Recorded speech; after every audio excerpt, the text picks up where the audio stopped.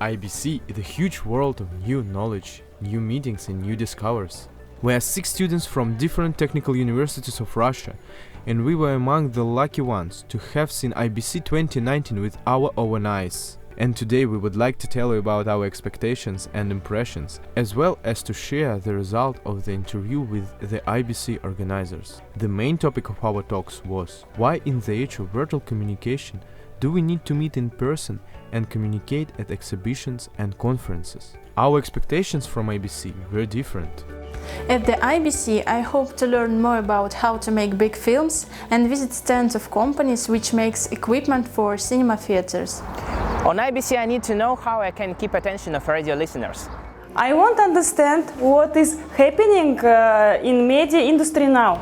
I want to meet people from e-sport industry and open the new world of technical solution in this sphere.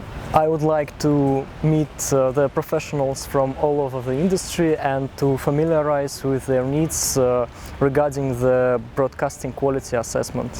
I want to talk with people from Adobe, Google, HBO and of course Pixar.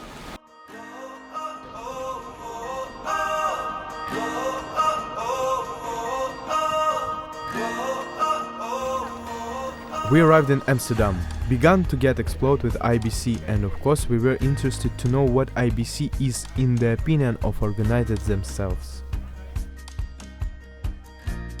IBC is very determined that after each one of its conferences and its exhibitions, it uses the money that it generates from these to be shared out among some of the engineering institutions around the world.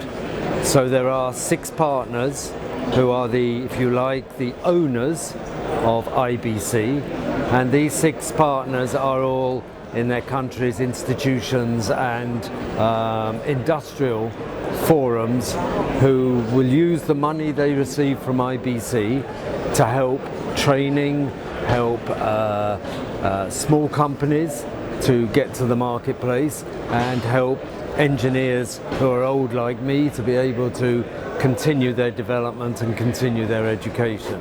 Okay, IBC is probably the best show in the world, I would suggest. Certainly it's up there with the best, certainly the largest in terms of its number of exhibitors. It's an NAB show in Las Vegas is similar, but this show focused very much on the new media side of things. So there's a content everywhere section at Hall 14 that has all the new media streaming companies along with the large ones like Google and so on.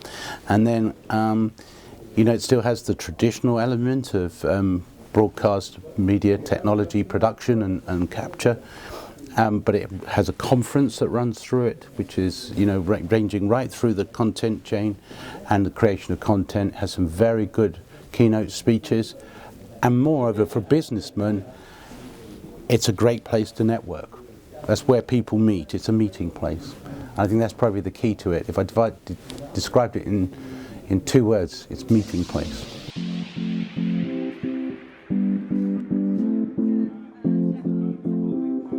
It's true, for us IBC consisted of meetings and new acquaintances.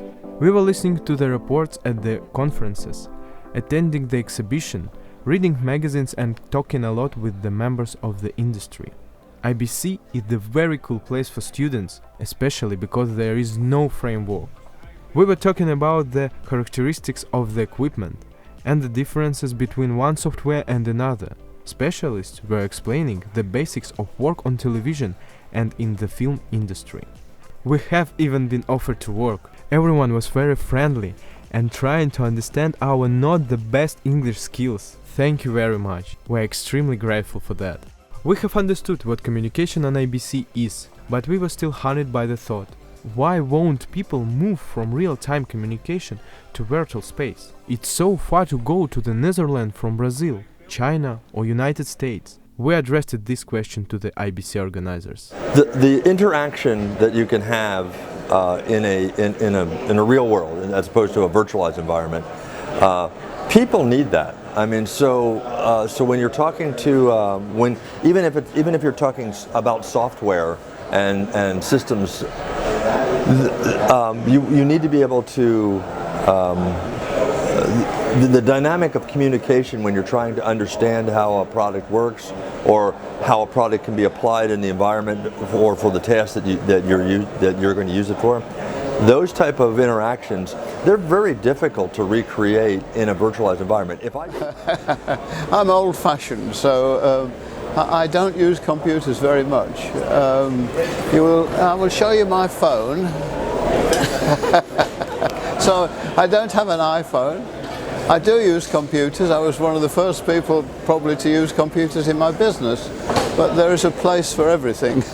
So no, meeting people, you can't beat that. Talking on the phone, online, it's not as good. There's nothing like face-to-face contact. You get to know people and you make friends. You can meet them again next year perhaps. So it is all about making friends and seeing people and of course looking around at what is going on in the industry, not just in your part of the industry, because it's very, very diverse, as you know. So it would be very difficult for you to go out and curate that kind of content yourself just by going around the internet and saying, could I find this kind of expertly curated examples of what is going on in our industry? Whereas if you come to a conference like this, you can see those people, you can meet those people, and get a taste of what the industry is actually doing, all in a matter of a handful of days. It's a very efficient way. There were 6 Russian students, and each of us at the IBC had their own sphere of concern. Some were interested in codecs and cloud storage, others talked with experts from Adobe and Dolby, some were captured by augmented reality, and others plunged into the study of motion capture technology. We are all very different, but we have understood one thing.